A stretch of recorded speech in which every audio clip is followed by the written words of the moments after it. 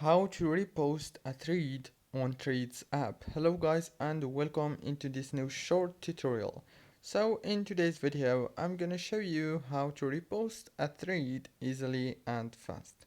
First thing you wanna do is just go to the Threads app like this and then go into your profile, go to the thread that you want or any thread that someone posted and click on this icon right here. After you click on it, you will find this repost option here. Now click just on repost and as you can see, it's reposted successfully. Don't forget to like and subscribe. Thank you for watching this video until the very end. See you later.